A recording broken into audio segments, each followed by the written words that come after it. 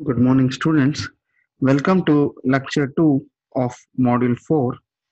So, today we'll see the voltage series feedback amplifier.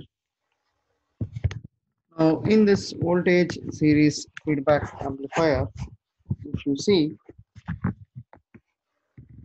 the input given to the circuit is V in and input given to the amplifier is Vi.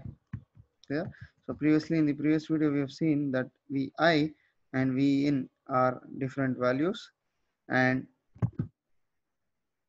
if you observe clearly, this Zi indicates to input impedance without feedback. Zi indicates input impedance without feedback, and Zif, F standing for feedback, so Zif is input impedance with feedback.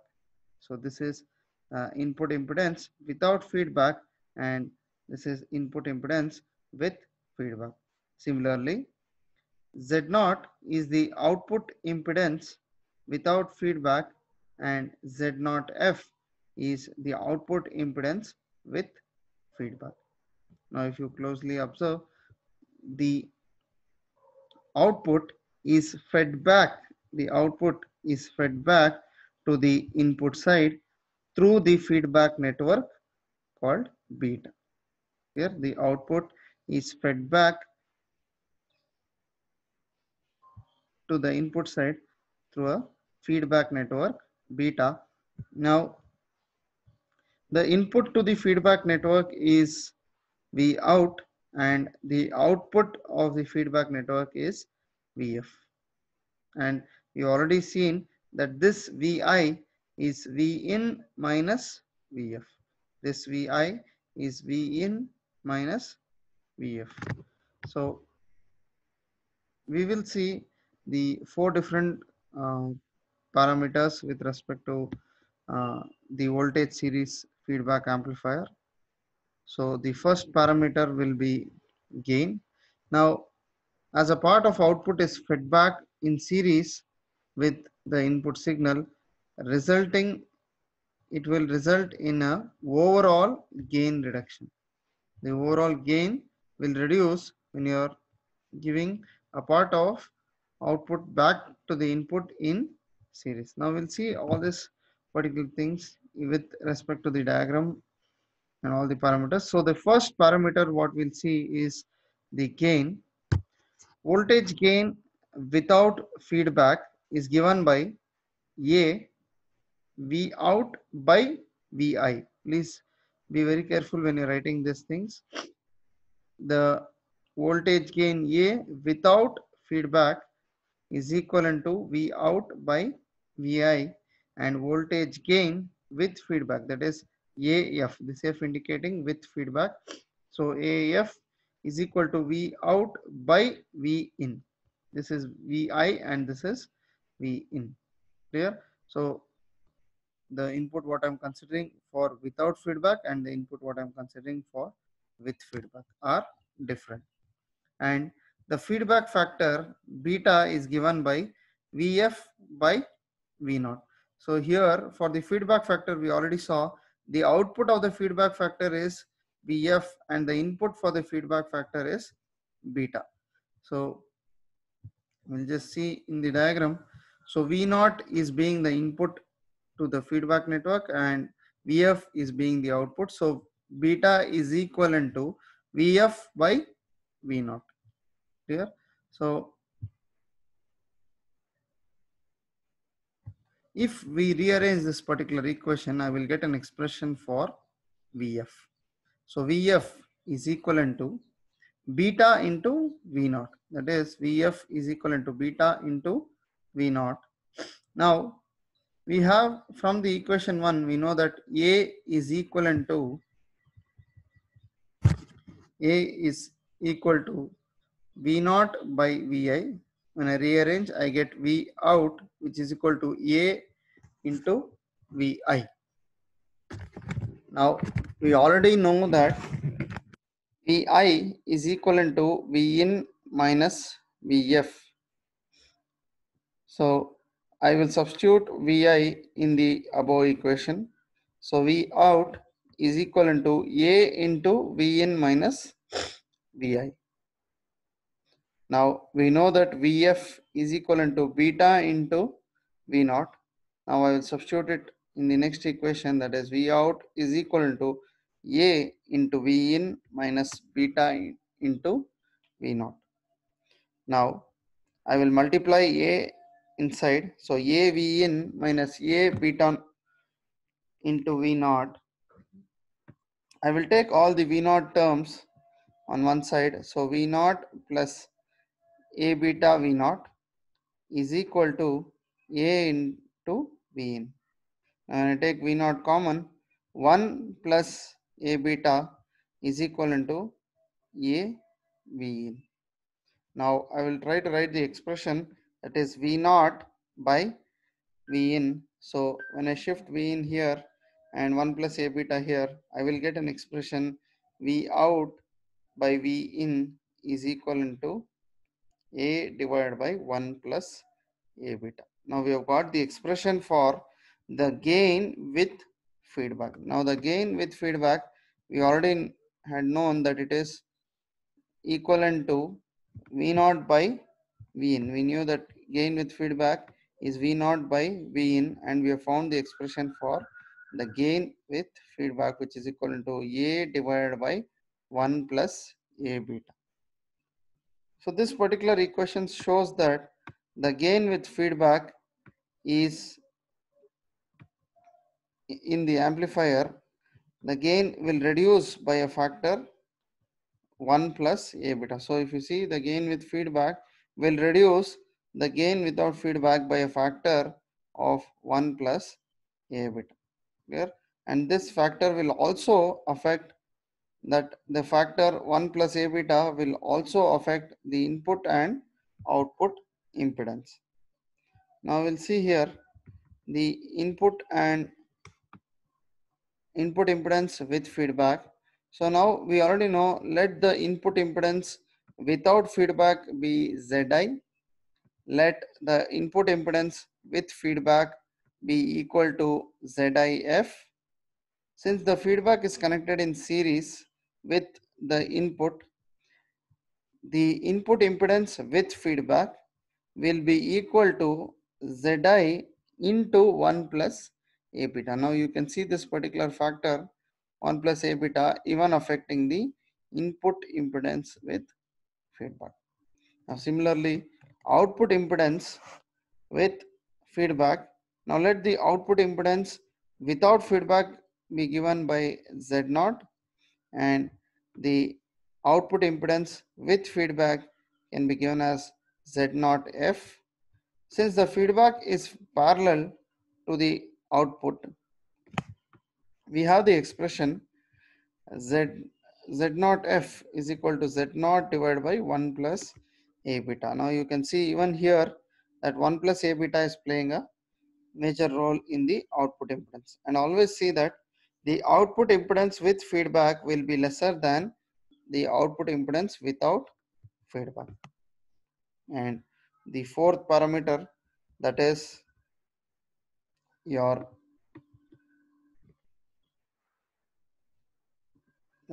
gain and bandwidth. Now if you see your gain and bandwidth, first let us try to understand this particular graph. So in this particular graph, we have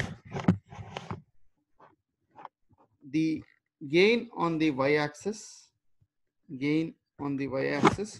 and frequency on the x-axis. I have plotted a graph of gain versus frequency. Now you can see I have two particular curves. One is this particular curve,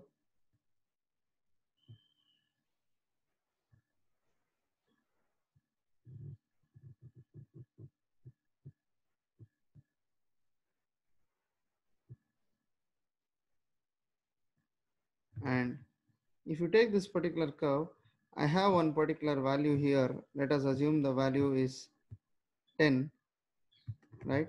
We will take, if this is the peak value of the gain without feedback. So A naught indicates the gain without feedback. Now point,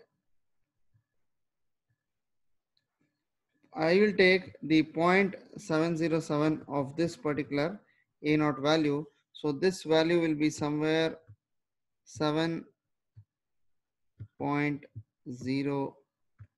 So when I take that particular value, that is whatever is the gain without feedback, I'll multiply it by 0.707. Now I will draw a horizontal line across this particular value.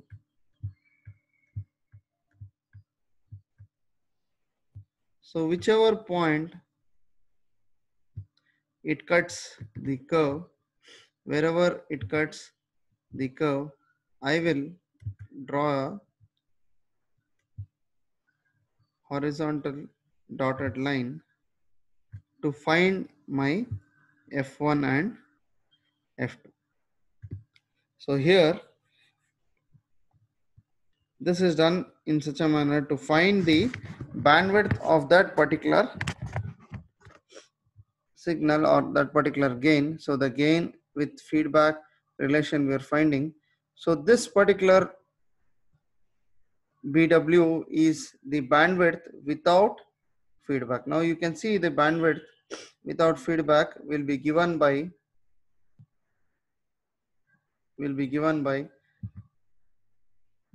that is your BW will be given by a formula that is, just a minute, will be given by a formula that is,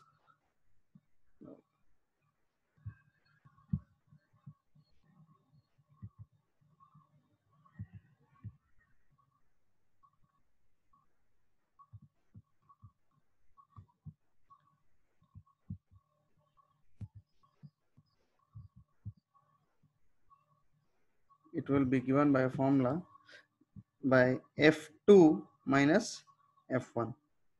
Now similarly for this particular curve, this is the gain with feedback. Now you can see the gain with feedback has reduced. So when compared to this particular value, the gain with feedback value is very less.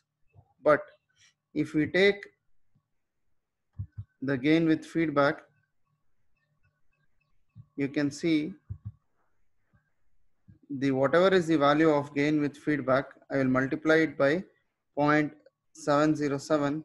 So and to this particular value, I will draw a horizontal line, and whichever point it cuts the curve, I will draw dotted lines, vertical dotted lines to find the new bandwidth with feedback.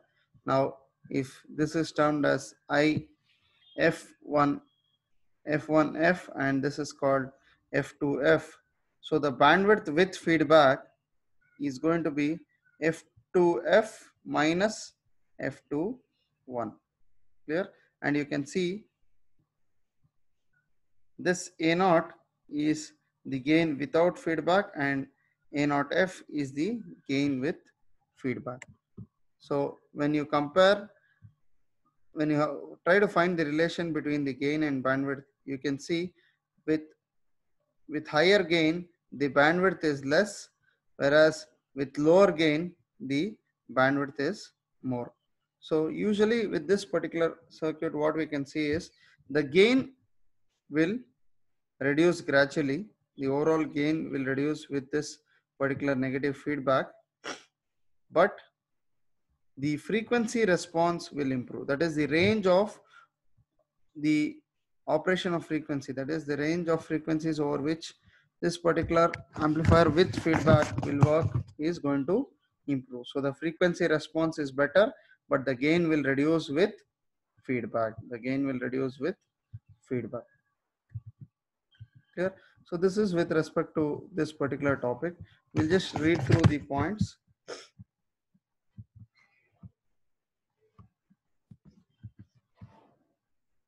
So if you see here, the negative feedback reduces the gain of the amplifier. As the gain bandwidth product of the amplifier is constant, the bandwidth increases with feedback. The bandwidth will increase with feedback. Now consider this particular response with and without feedback as shown below. So we have clearly seen this particular things, how my gain, if it is the gain without feedback is going to be higher and the gain with feedback is a lower value. You can see the gain with feedback has reduced, but my frequency response will improve with feedback. Clear? Now let us see the advantages of the negative feedback. So the advantages of the negative feedback, the first major disadvantage, let us discuss. Although negative feedback results in reduction in the overall gain, but it has a following advantages. The first advantage is the input impedance is very high. There is a better stability of the voltage gain. There is an improved frequency response. So improved frequency response is, with feedback we saw that the bandwidth is increasing. It has low output impedance, reduced noise, and more linear in operation. Clear? And if you see, the next particular points is the properties. So the properties go in hand with the advantages. Here, reduction in gain. So the properties of the negative feedback amplifier is it will reduce the gain. It is desensitive. It desensitizes the gain in the sense is as simple as the stability in voltage gain, that the whatever may be the variations, it brings stability in making the gain less sensitive to all kind of variations. So no matter whatever changes happen, your gain will remain same. The next one is reduces non-linear distortion. This will go in hand with your more linear operation. The negative feedback makes the output proportional to input. It reduces the non-linear distortion. So that means that there will not be any huge fluctuations. Only if there is a change in input, there will be a change in output. Next, reduces the effect of noise, that goes in hand with the advantages, that is reduced noise, and controls the input and output resistance, that is your input and output impedances, and extends the bandwidth of the amplifier. Now extends the bandwidth of the amplifier means we are already seen it improves your frequency response. That means it increases the range of frequencies over which the amplifier will work with the feedback. So this is the end of today's class. So we'll meet tomorrow for the further more topics. Thank you.